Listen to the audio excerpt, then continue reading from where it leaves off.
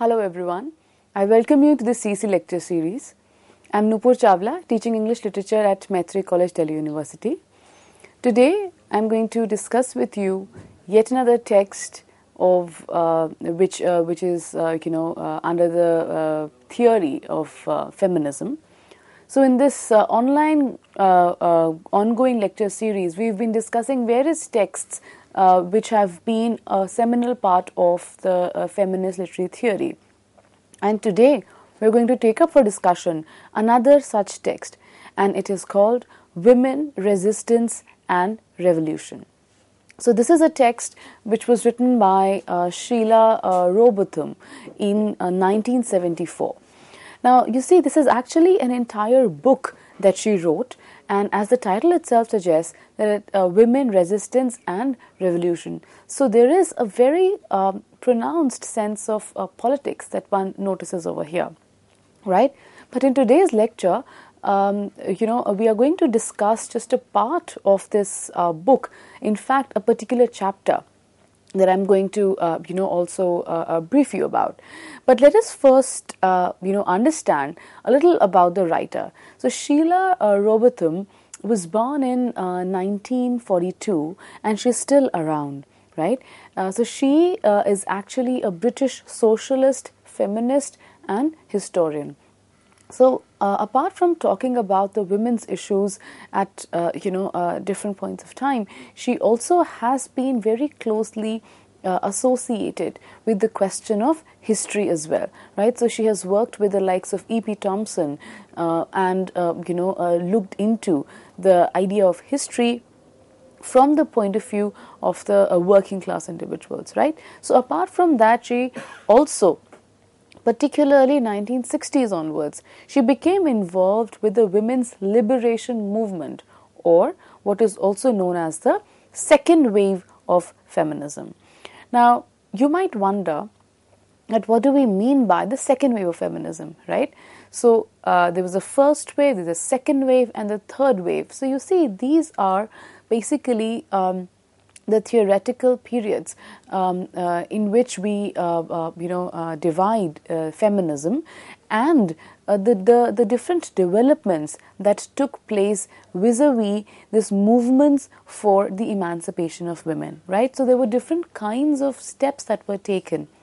There were different measures that were brought in at various points of time, and each of these phases then are defined by each of these phases is defined by a very particular set of goals that were then attained by the feminists. Okay, so now as we are talking about, so the today's text that is in consideration belongs to the second wave of feminism. That is, it was written in 1974, and so let's first understand what do we mean by the term. So second wave feminism is actually a period of feminist activity that began in the early 1960s, and it lasted roughly about 2 decades. It actually, now what was the basic thrust, as I said, of this phase of feminism? It actually aimed to increase the equality for women. Okay, so starting from 1960s up until about roughly about 1980s is what we broadly refer to as the feminism second phase, second wave, right? Now, I said that the central concern at this point was the equality, was to increase the equality for women. Now, you might just wonder that, all the feminists then actually do aim for women's equality. So what was so, particularly different about this phase? But, this will become still clearer if we very quickly just contrast it to the first wave. So in first wave feminism, actually, it focused on the idea of suffrage and overturning the legal obstacles to gender equality, right? Now, what do we mean by the term suffrage? Suffrage means it has got to do with voting rights. So the first wave of feminism then was actually focused upon this aim of establishing or kind of getting the voting rights for women. So before this, women were even not allowed to vote, right? So with the first wave, so that was almost like we can say that the first step of the feminists, whereby they worked to consolidate the voting rights for women. And the first wave is also associated with overturning all the legal obstacles to gender equality. So we see that how it was more in that sense, the first wave in that sense was more pertaining to the policies, pertaining to the legal aspects of women's equality. Now from there, if we move to the second wave, now how is second wave different from the first wave, which is what our author belongs to? The second wave of feminism broadened the debate of women's equality and broadened it to include several other issues such as sexuality, family, workplace, reproductive rights, and official legal inequalities. So you see, while initially in the first wave, the concerns continued to be of the voting rights and continued to be with the legal aspects of equality, of gender equality. In the second phase then, the feminists went, kind of a step further, and they started to discuss about women's sexuality. They started to talk about the questions of family, women's position in family, and how far are they, given this space to express themselves freely. And what does this institution of family actually, does to a woman's presence in society? Likewise, women vis-a-vis the workplace, right? The reproductive rights of women. So, by reproductive rights, we mean that this entire idea of contraception, etc., her right to choose whether she wants to become a mother or not, right? So, all these questions then started to be considered in the second wave. So you see, when we see there's this shift in the issues taken up by the feminists, and that's what broadly defines these phases in feminism, right? So then coming back, the text in discussion today, or the author that we are talking about, that is Sheila Rowbotham, who is a British feminist, belonged to this second wave of feminism that lasted from somewhere around the 1960s until the 1980s. All right.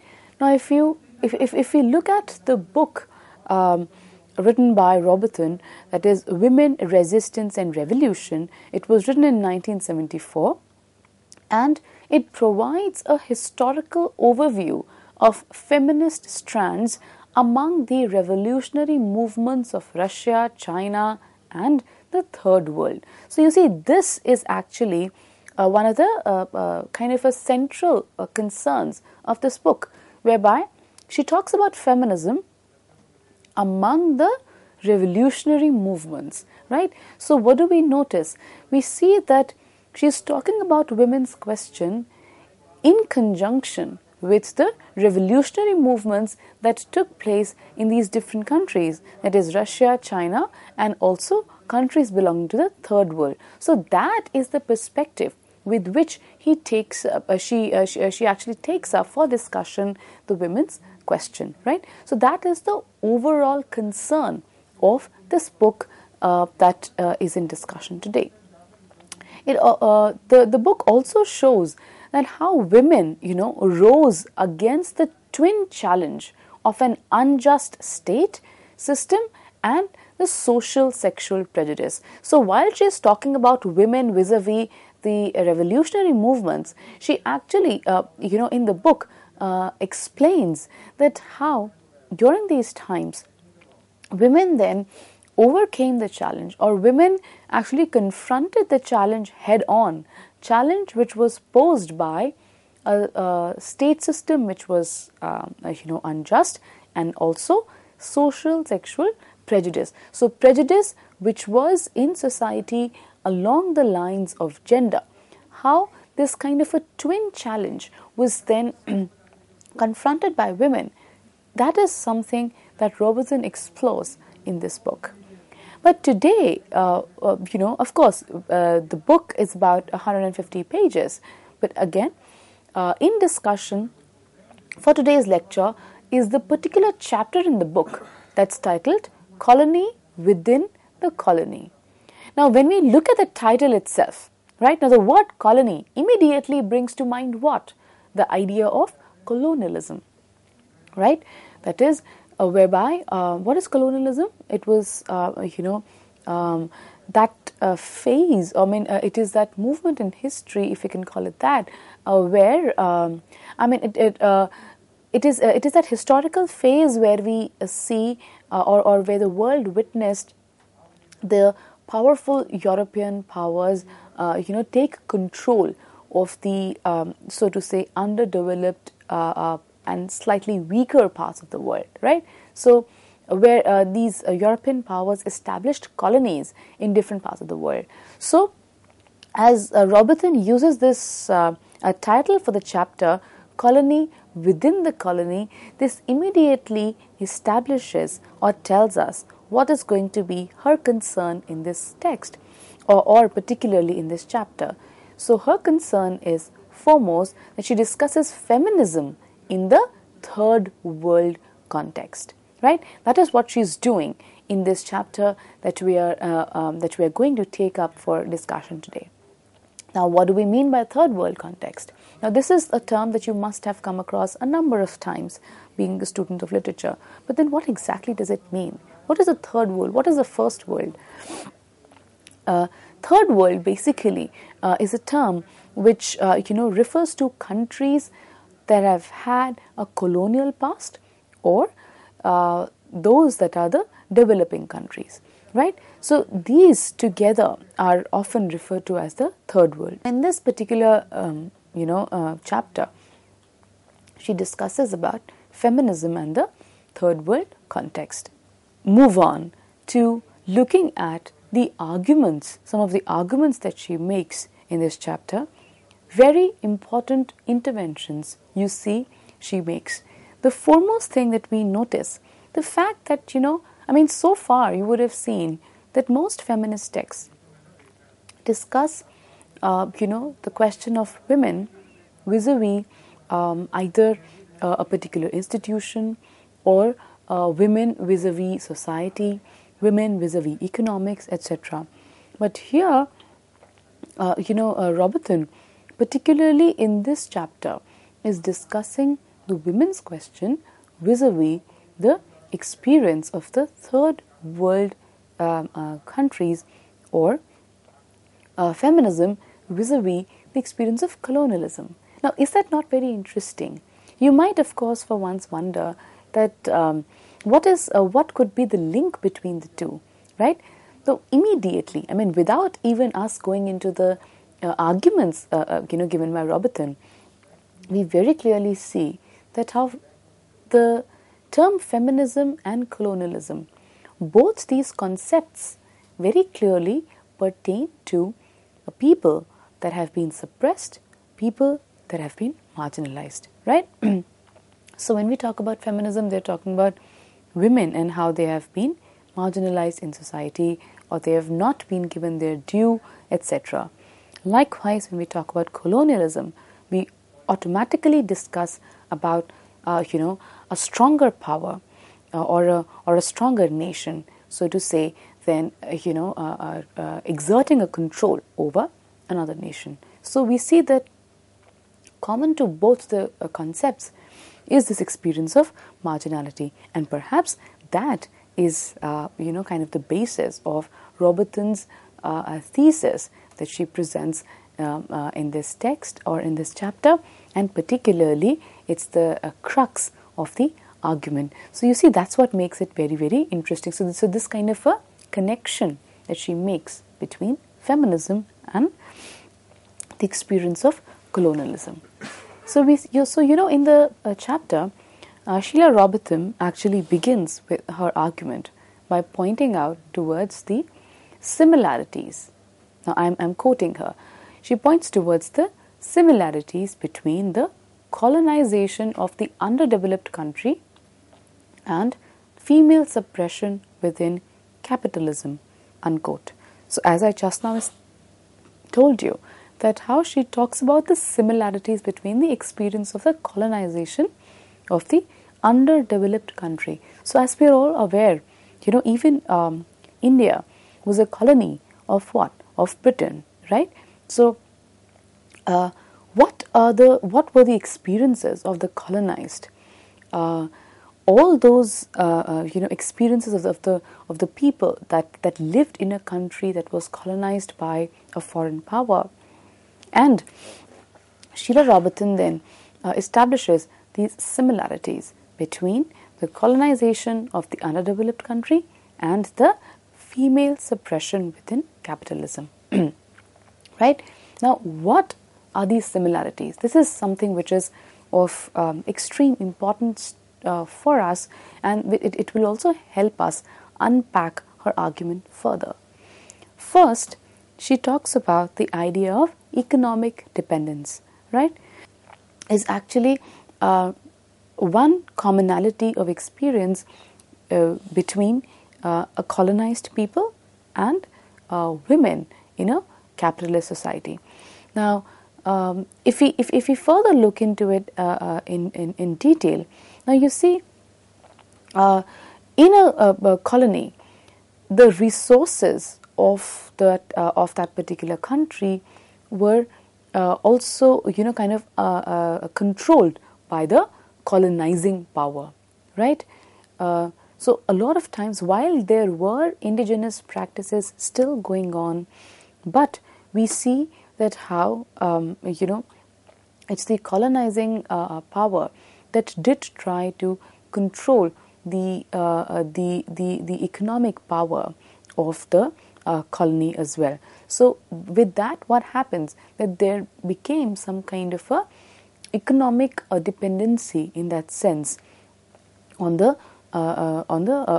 colonizing nation by the colony. Likewise, we are also aware that how women who were then not allowed to acquire education, who were not allowed to go out and do jobs, in that sense also were economically dependent upon their male counterparts. So that becomes the first commonality in that sense between colonialism and the female suppression in capitalism, as Sheila Rowbotham also points out. Now, the second similarity that she traces is the idea of the cultural takeover. Cultural takeover is one of the foremost points that we notice when we look at the idea of a colonizer taking control of a country. One of the foremost ways of establishing control is what? Is to control the culture of that place. Control the culture? How can they control the culture? That is by, undervaluing the culture or the indigenous culture of the people that are being colonized, right? And with that, what happens? Their sense of self, their sense of identity takes a beating. Because you see, culture is all that one associates with, right? The values that define us, or the kind of practices that a people, engage in, the kind of beliefs that they have, the kind of rituals that they have, the kind of, narratives or the stories that they've had all the while. All this forms part of the culture. And when, so to say, a colonizing country wishes to, exert control over another nation, what does it do? There is an element of the cultural takeover as well. The indigenous culture then is kind of undervalued or devalued in that sense, and in its place, what is done? The culture of the colonizer then is highlighted. It is, given the center stage, and that becomes another form of control. So while there is economic control, there is this cultural takeover as well. Now, likewise, similarly, there is a cultural takeover even in the case of, the female suppression in the capitalist society as well. Now you might wonder that how does cultural takeover work over here? Now you see, just the way in a colony, the culture of the colonizer is, so to say, somewhat deified.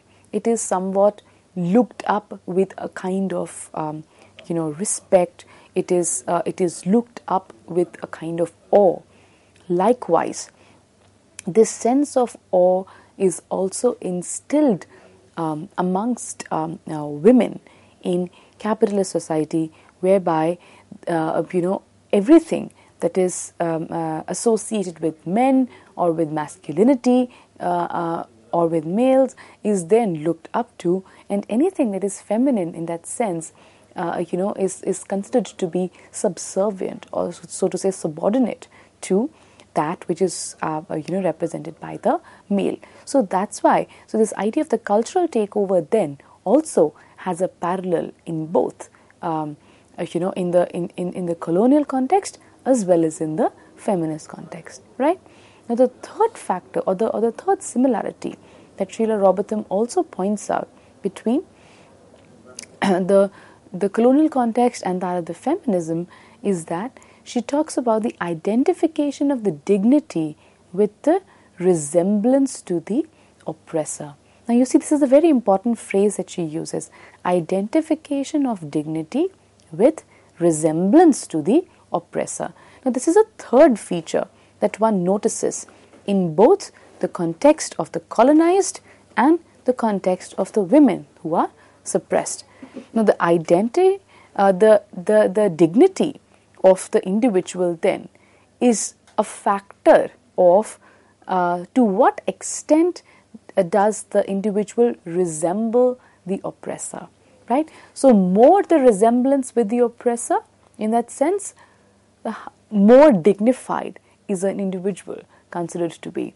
So to give you a very quick example, in the colonies that are colonized by the European powers, there is this very inherent sense of looking up to everything that is European, right? Or looking up to everything which is associated with the colonizing country, right? So over there we see that how there is the identification of the dignity of the individual with the resemblance to the oppressor. Now likewise, same is also the case in the feminist context as well, right? So where the dignity of the woman then is not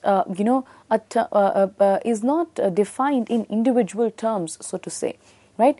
So there are no unique terms in which a woman's dignity is defined. Instead, it is again looked at in conjunction with the male, right? So again, another similarity, right?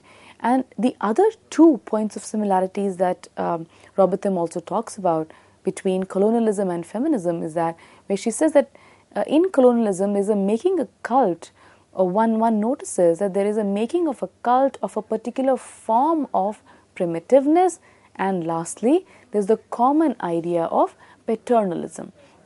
So these two then are the other set of similarities. So what do we mean by cult, making a cult of a particular form of primitiveness? Cult means that, where something is, looked up to as having a very distinct sense of value. So the idea of primitiveness then becomes a kind of a cult, right?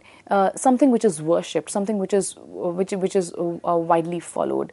So even in colonizers' discourse, the colonized and the primitiveness or the backwardness of the colonized then is kind of converted into a cult, so that there is a kind of a so to say acceptance which is generated around this idea of primitiveness. Likewise, even in the case of women, there's this idea of some kind of a deifying which is indicated with the case of women as well. And the last commonality is the common idea of paternalism.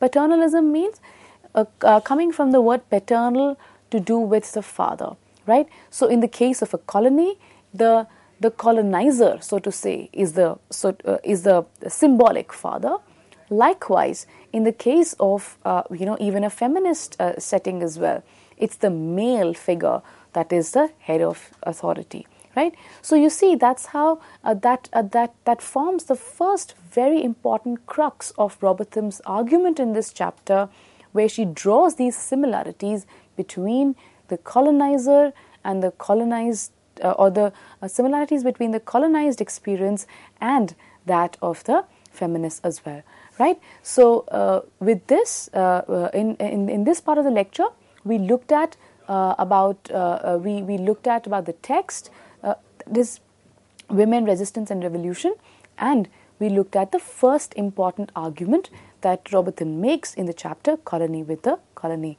In the second part of the lecture, we're going to take this discussion forward. Thank you.